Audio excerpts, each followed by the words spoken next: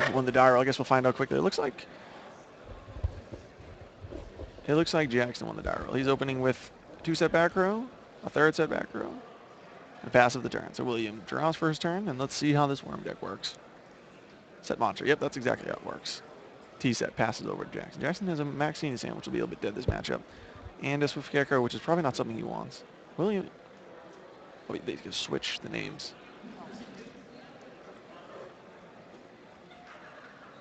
So here's Carteros being flipped, allowing him to search his deck for presumably, yes, Worm X. Yeah, we're just going to fix those names above the top real quick for you. And boom, perfect. So in for 1,200 points of damage, dropping William Fernandes down to 6,800. All those worms. Yeah, this is fascinating. I mean, Worm deck undefeated with a draw here today.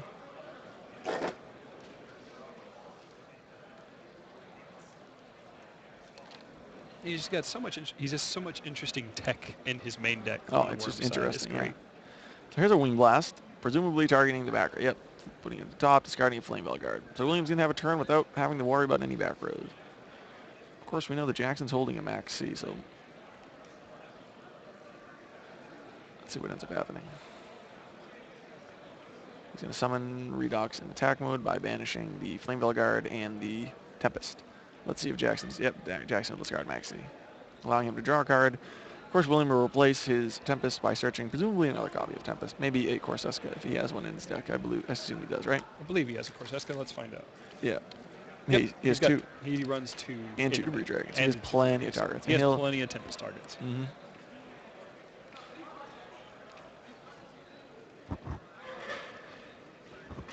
So, looks like he's debating between that Tempest. I mean, he was aware enough to put the Redox into attack mode so that if he was Max Seed and chooses not to special summon again, he'll be able just to simply attack over the counter as well. He's going into Corseska. So, and then Jackson just giving that a quick read.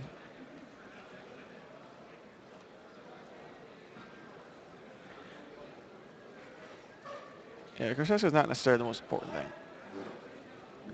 Yeah, I'm not sure why you'd read Corseska. Just gonna make sure. Maybe there's something he's just clarifying. So it looks like he's willing to allow Jackson to draw that additional card off the Maxi by making some type of synchro summon.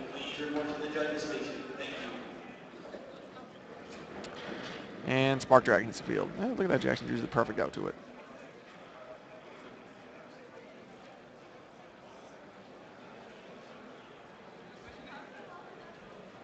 And I'm not sure if he needs a real Flame Veil Guard, but yeah, Spark Dragon. I mean, I would need to read Flame Veil Guard. That guy's got some awesome flavor text. Probably. He attacks, and any honest? Nope. So that'll deal 1,300 points of damage to Jackson, bring him down to 6,700 points of life. Jackson has a fistful of cards. Let's see what he's be able to do. I mean, the Worm deck is not exactly the most aggressive deck in red. So he'll just, set 3 back rows and pass over to William. That looks a bit more like the Worm decks that I remember. So. Yeah, so.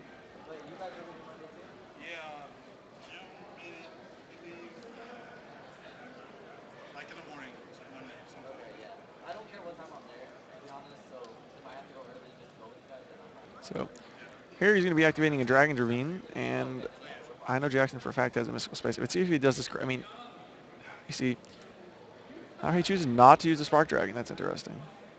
I guess he's afraid of potentially Mirror Force or something along those lines. So he attacks into a Worm Zex, which turns it to the extra deck. See, here I would have definitely made it so that the Ravine didn't get destroyed. I mean, the potential of a Worm Zang in there is just too deadly. It looks like I see he has Worm X, he has Thunder King in hand. Yep, Wing Blast or something. So. Yeah, Thunder King. Thunder King Wing Blast looks like an honest. So he summons Zing and chooses to do the effect, I would assume. Absolutely no reason not to. William decides to flip a Vanity's Emptiness. Oh, he decides to special summon from the grave. Presumably, he decides not to use the effect. In for 1,800 points of damage. So this will be interesting. I mean, I feel like Jackson can just ride Emptiness to the victory, unless William has a way of getting off the emptiness from the side of the field. Mm-hmm. William, I'm not sure about that. Jackson has no reason not to just attack with 18, attack with 18, attack with 18.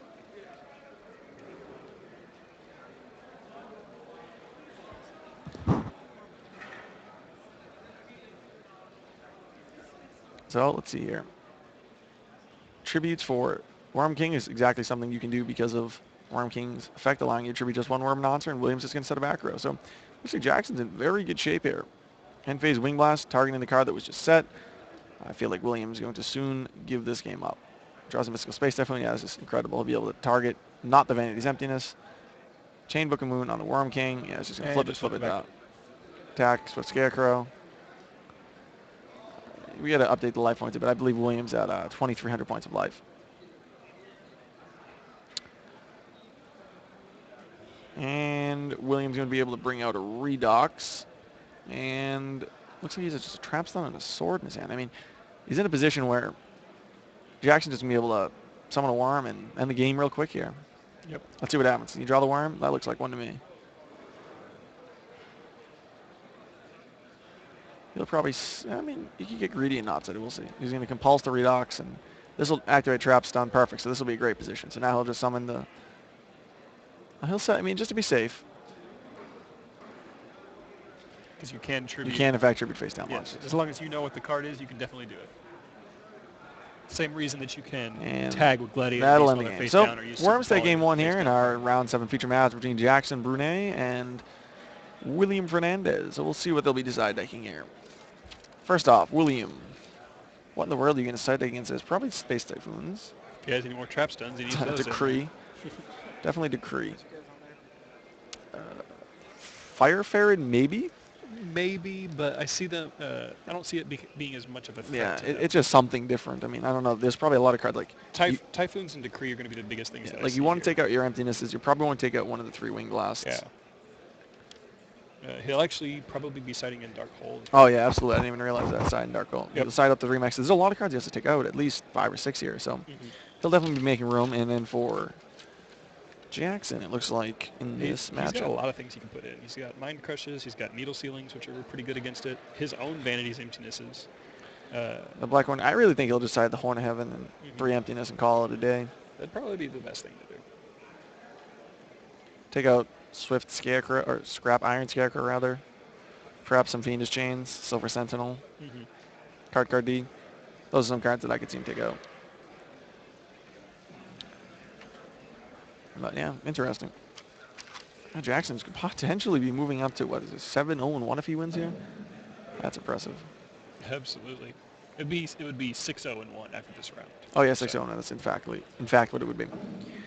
So again, we have 750 viewers from all around the world here viewing the ARG Circuit Series, broadcasting live from Worcester, Massachusetts. I have the distinct honor of being here with Kaylin Nelson, Joe Giolando, and of course the one and only Trevor, which you can just slightly see in the camera. Absolutely. Oh, you can just see that shirt right in the corner.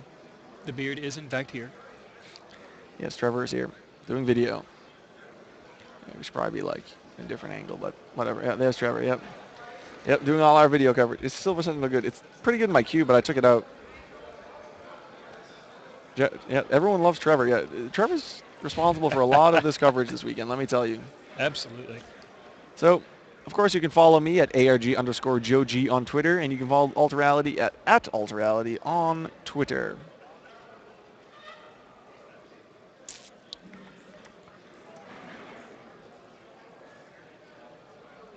So it looks like these players are just finishing up their shuffling after the side decking, and we'll be jumping into game 2 momentarily.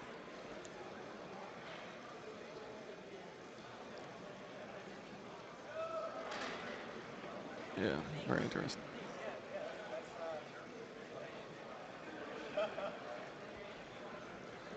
Let's see here. Yep, both players just finishing up. Jackson, of course, won the first game, and as a result, William will be going first here in game 2.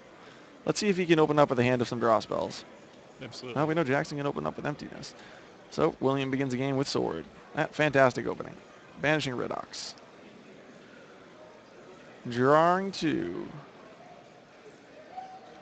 And allowing him to use Redox's effect.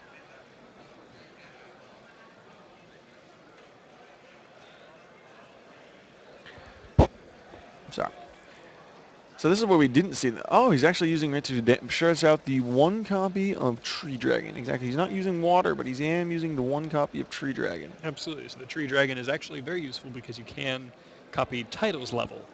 and go into rank Sevens, sevens yes. with wood and Yeah. title. He's not playing any trade-ins or anything, but yeah, he's still good. And he has cards of consonant, so a much better opening hand here for William Fernandes. Just like Billy was talking about, I mean, the consistency is what matters. He doesn't like card of consonants as much as some other players, but when you have cards of consonants and seventh sword in your opening hand, you have all the consistency in the world you need.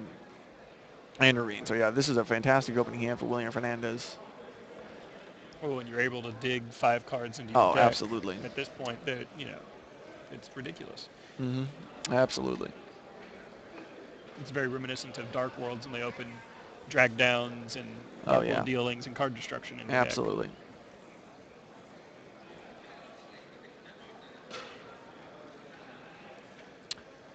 So Title hits the field, banishing what's going to look like a Tempest and the Corseska, I believe he discarded to the cards consonants, correct? That would be correct. Okay.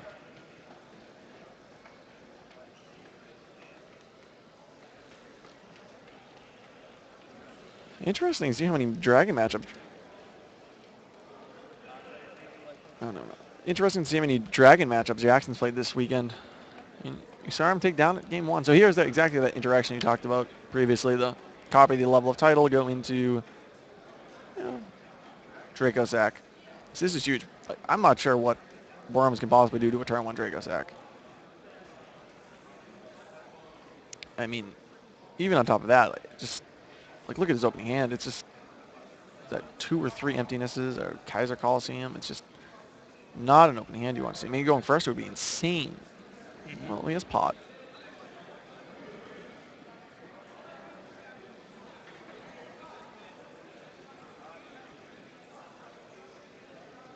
Making his decision, deciding if he wants to activate that pot of duality.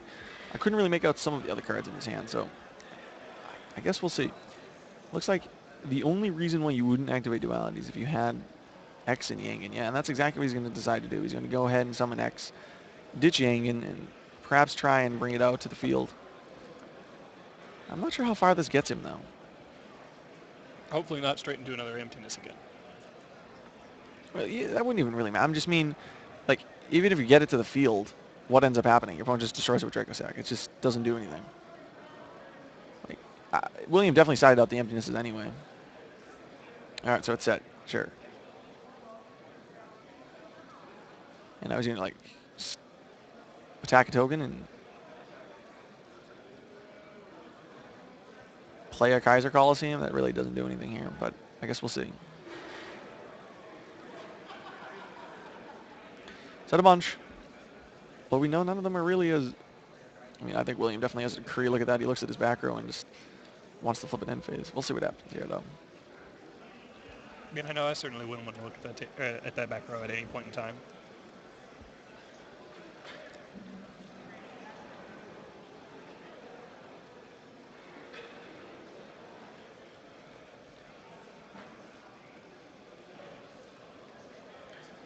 I don't think Worms are a thing in this format, but I guess if you somehow start 6-0-1, it can be a thing, or 5-0-1.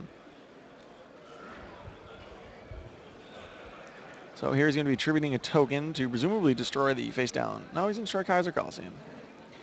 You see, this is interesting. I'm not sure. It's real. I think he must have decree face down.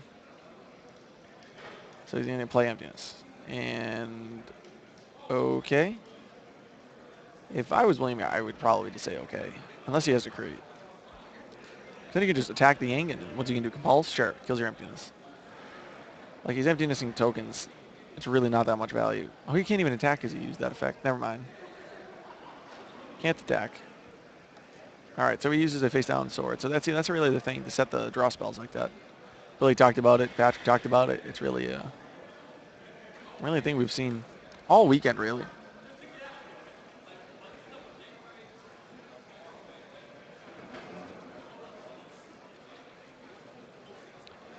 Tip title, search title. Now, his hand was full of monsters before he activated the sword. Let's see if he's drawn in any spell cards or trap cards that can get him out of this situation.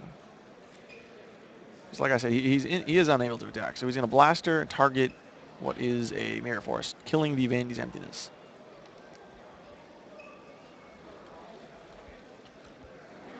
Perhaps he still has a way to deal with that face down. Face down Jagen. I mean, he's ignored it the entire turn. And now he's looking at still 2 back rows and the potential of his Dracozak going back to the extra deck. And it's really not even just the Dracozak going back to the extra deck. It's Jackson's ability to go into an Exceed monster. And, I mean, it's not the end of the world, but you really don't want him to go into Feral Imp or some of the other Exceed monsters out there. Especially when you could have just dealt with it. So you can summon Red Ox and banishing a Tree Dragon and a Tempest, in which will flip another Vanity's Emptiness. So Redox will stay in the graveyard, and Tempest effect will go off. Your trick already popped. Hole in hand, so. Can I interview the Worm player? I suppose if there's enough time. Are there any specific questions you want me to ask, like how many Dragon decks you played? If he sides at Worm King, yeah, sure, absolutely. Well, the second Emptiness is pretty up Dark Hole. Yeah, this is a huge Dark Hole. Yeah, William Fernandes is in huge shape now. So, well, he has Paw Duality set, bringing out Dark Hole. He's looking for any creature. He has to take Honest. There's no question. He has to take Honest, set Honest, and play Kaiser Coliseum. No, not even that. Never mind. There's just nothing you can do. See, the problem with Kaiser Coliseum is if you don't have Worm King or something, all the Dragon Wheels are big enough to attack over all your creatures anyway. Yeah, I'm not sure what he can do with these 3 cards. I would have taken Nebula and just set Nebula and hope to survive, and then draw a Worm you can flip the next turn.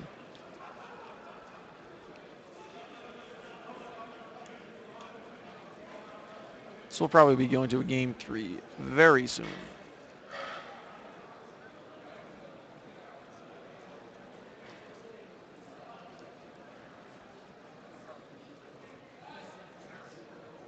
I'm going to call that 1 card in hand, a dead draw the next turn. I think I'm going to call that game. Yeah, absolutely. I wouldn't necessarily say Mythic Earth Dragon is the new Dragon. We've seen it here. We've definitely seen it here. They definitely do different things, that's for sure. Yeah, just scoop. I mean, I would certainly. I can't say that. I usually don't scoop until it's 100% clear that I'm going to lose. But it certainly looks like Jackson's just absolutely out of this game. He'll be bringing Blaster back by banishing the Tempest and the Flame Ball Guard.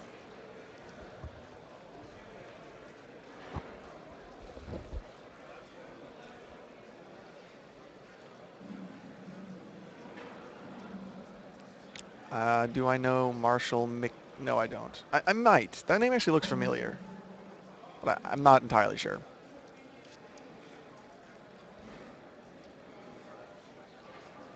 How much time is left in the round? There's a lot of players staying in front of the clock. I can't quite make that out right now. Yeah, gather information. Like we talked about earlier, just gather information. 19 minutes. How much? 19 minutes? Yeah, there's plenty of time left in this round. Well, this is only game 2. So your beloved Worms will have an opportunity in game 3 to come back.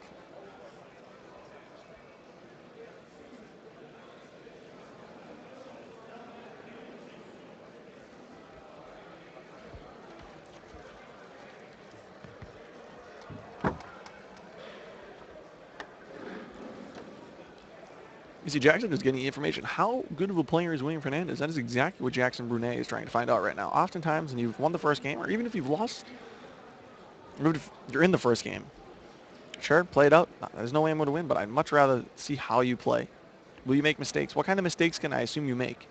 Is there an obvious combo or play that you choose not to make that I can assume you now no longer know how to do going into game 2 and 3? These are important decisions that are important. Yeah, see, Jackson's going to scoop up now. He sees, okay, you put 8,000 damage on the field. You're attack. You're not afraid of Gorse for whatever reason or anything like that. But how are you going to play our Ancient Fairy Dragon? Is he doing it perfectly correct? These are very important things that, sure, playing for that extra 30 seconds can be very beneficial to find out.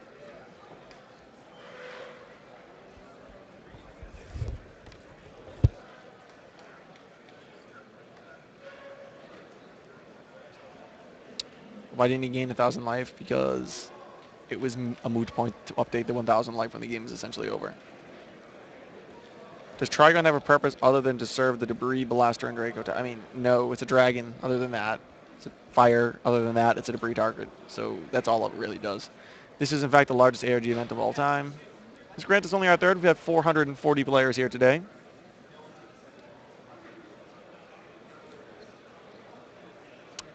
I do not know how Shawnee's. I know we had a feature match last round for YouTube, which should be up, maybe not tonight, but some point, of course, over the course of the next week.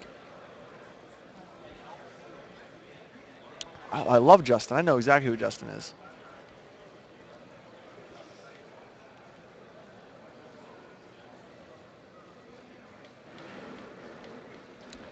This could be... Eaton is not at this event. I'm sorry.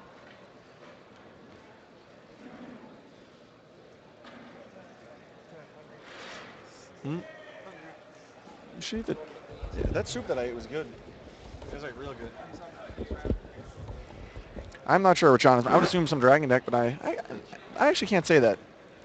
He's probably running Evil Storms for all I know. What am I majoring in? History? Well, I have a major in history, a bachelor's degree, and working on a master's in education.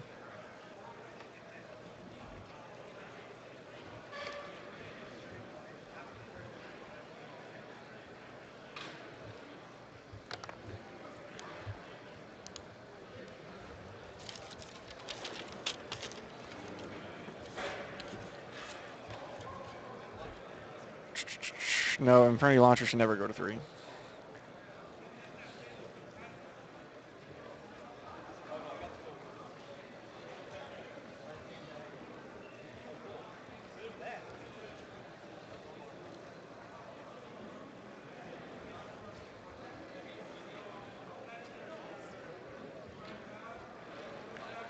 So let's just jump into game 3 here. Welcome to all 793 viewers all around the world tuning into the Ultra Reality Game Circuit Series live in Worcester, Massachusetts. We are in round 7. We have Jackson Bruneau, William Fernandes, Worms versus Dragon Rulers. William Fernandes has a record of 5-1 with Jackson Bruneau at a 5-0-1 record. So Jackson has been undefeated throughout this tournament with Worms. We just had a feature him this late into the event. Anyway, Jackson opens up with 5 back rows. William opens up with the ideal Cards of Consonance. You see, he had a little bit of trouble getting out of the gate. Game 1, did not draw any of these spell cards. Here, Game 2, he drew them. Game 3, again, a repeat. He's drawn Sword and Cards of Consonance to begin the game.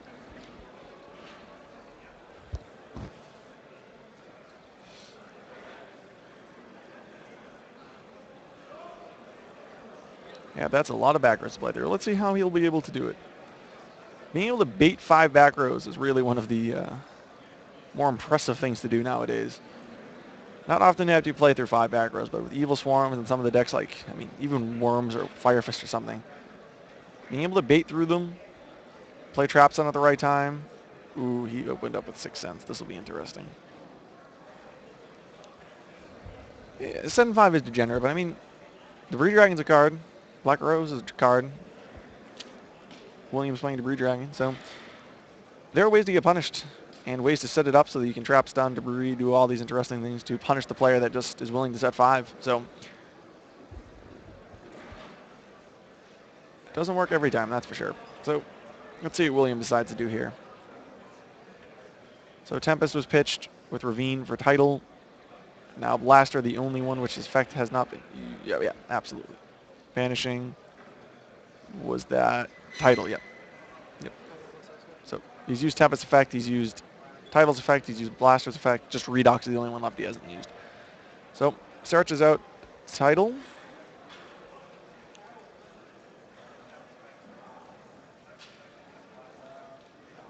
How many times did I get wind up looped at Long Beach? I lost a game and I just scooped the first game because I got looped. And then I won game 2 and then lost game 3. When he looped me, for all my cards, I came back because I had a Miracle Fusion set. I set Miracle Fusion against him and like he looped me, I flipped the Miracle Fusion. And then he top pot of Avarice to do it again. Top out of Avarice into Magician Shark, actually. It was pretty crazy. He cast Paul Clark. He was right behind me watching. It was insane. And then I got looped in the top 16, but it was in time, and he didn't have enough damage through my Barbaros that was chaliced and is at 34. He didn't know that it would increase all the way to 34 and stay there. So, Pot of Duality flips Dimensional Prison, Solemn Warning, and Bottomless Trap Hole. Interesting to see cards like Dimensional Prison played. He'll be grabbing the Warning. Yeah, Warning is just far and away one of the best trap cards that's not named Sixth Sense or Return from the Different Dimension in this format. Which just makes it all the stranger that Dragon decks have just all but gotten rid of it entirely. I love Warning. It even stops Return from the Different Dimension. I'm always biased towards cards that say Solemn in their name. I just love Judgment. I love Warning. But Why haven't I seen you playing no Solemn Wishes? I thought that card was good when I was like 10. All right, let's see how this goes. And it rolls a 1. All right, for the sake of humanity. All right, we'll try again.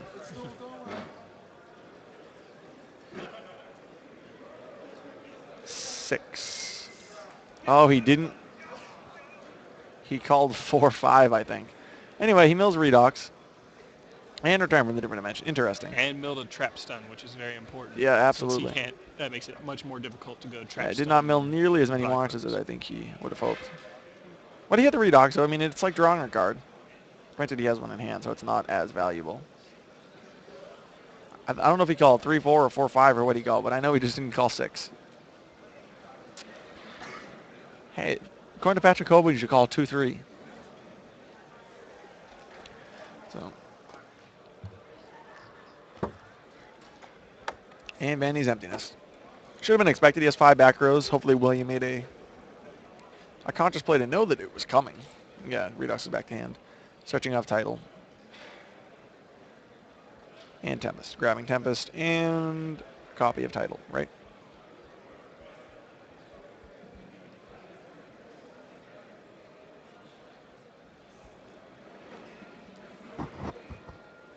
I'm not sure. Will you not call 6? Yeah, I mean, I understand the milling 6 part. I mean, you would assume William would have made a play with the assumption that Vandy's Emptiness was the back row. But let's see here if he was prepared for it. MST, yeah, all right, yeah, see, he knew. Play the Redox, which isn't as important. Warning, oh, hits the Warning, too, that he knew was set because of Duality. Here's the Brew Draining. This is exactly what we were talking about. Just can you set up Black Rose plays? Oh, you know, he was excited about the 6 cents milling 6 cards instead of drum. But, I mean, Trigon went to the grave. William Fernandes might be a pretty happy guy here if this doesn't get Fiendish Chained. And Black Rose Dragon, to which, asking if he wants to blow up. Oh, man. Yeah, that's not good. He should have chained Compulse on the Black Rose Dragon just to get rid of the dragon, but I guess now he doesn't summon it again, but now it's a color and a fire and a dragon and all that stuff. It's debatable. But look at the Williams making great use of it right now. Summon up the Blaster. I mean, I probably would have compulsed, you know, the Trigon, but, you know, what are we going to talk about here, right? I mean, chaining on Black Rose Dragon, chaining on the Trigon. He definitely should have chained on Trigon. We all know that. And he just drew an Honest, so. Yeah, well, that's unfortunate for Jackson.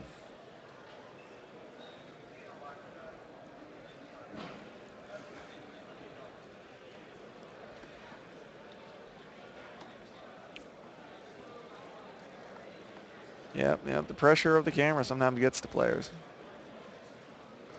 Yeah, he's an Honest. That's not going to go anywhere for him.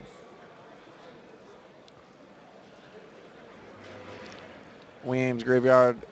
Looks like it at least has a couple more dragons in it. And if not, his hand is chock full of cards. Another Blaster. He has 2 fires in his hand now. Yeah, let's see if he can figure out a way to win this game. Vanishing Trigon and what looks like a Redox. Searching out the Tree Dragon. This is great. You go all the way up the chain, and if you're not running Kidmodo Dragon, you can bring out Tree Dragon. Mm-hmm. A lot of people are talking about Nazar, huh? I'll try and find him for an interview. I mean, I say that a lot, but I'm sitting down, so it's tough to find people specifically.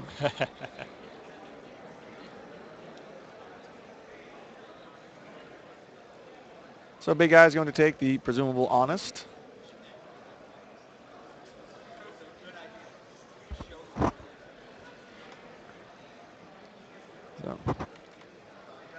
Let's see what William Fernandes decides to do now that he's taken the face down. He's probably afraid of Fossil Dinafachalafala or some, who knows what he was afraid of there.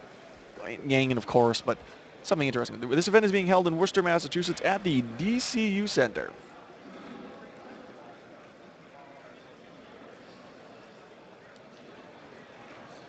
Attacking with the Honest for 1,100 points of damage. Dropping Jackson to 41. Oh, he's just a Worm King in hand. That's good. And a Yangin. That's probably not very good looking at Big Guy.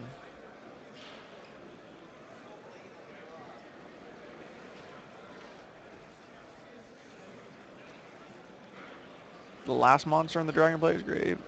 I don't know if that, I don't remember that far back. Ooh, I see Frazier. Maybe I can get Frazier to come do an interview after this round.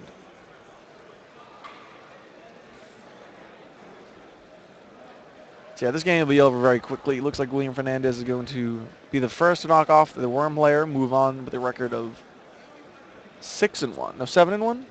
6-1. 6-1. We're in Or round 7. 6-0-1. So after round 7. No, Fernandes will be. Fernandes will be 6-1. 6-1, yeah.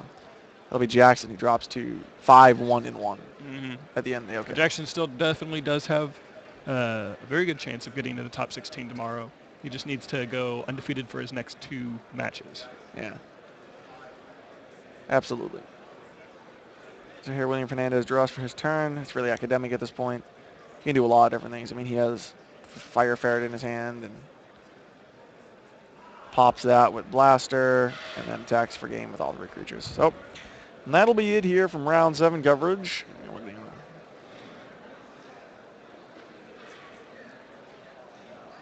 And as they extend the hand, and William Fernandes moves on with a record of 6-1.